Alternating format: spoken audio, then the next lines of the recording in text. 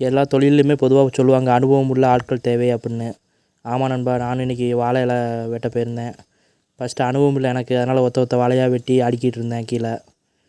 ஆனால் இன்னொரு தாத்தா அவர் பாட்டுக்கு ஒரே கையில் 40 இலை அப்படி வெட்டி வெட்டி அடுக்கிட்டார். நான் கீழே ஒவ்வொன்றா அப்படி வெட்டி வெட்டி அடுக்கிட்டு இருந்தேன்.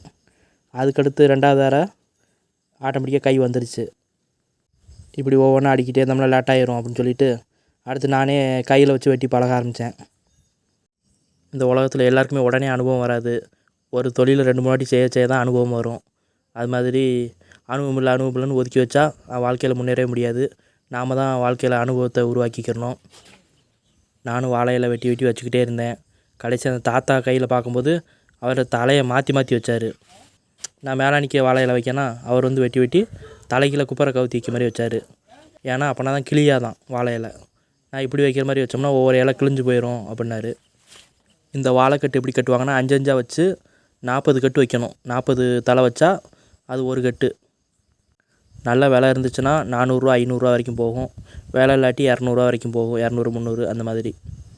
இந்த அவர் கையில் வைக்கிறத பார்த்தா தெரியும். தலைகீழ குப்பரை கவுத்தி வைக்காரா இலையெல்லாம். இதுக்கு தான் தொழிலில் அனுபவம் ஆட்களை வேலைக்கு எடுக்காங்க. நீங்கள் வாழ்க்கையில் ஒரு பெரிய கம்பெனி ஓனர் ஆகிட்டீங்க. நீங்கள் அனுபவம் உள்ள ஆட்கள் எடுப்பீங்களா இல்லை அனுபவம் இல்லாத ஆட்கள் எடுப்பீங்களா? கமெண்ட் பண்ணுங்கள்.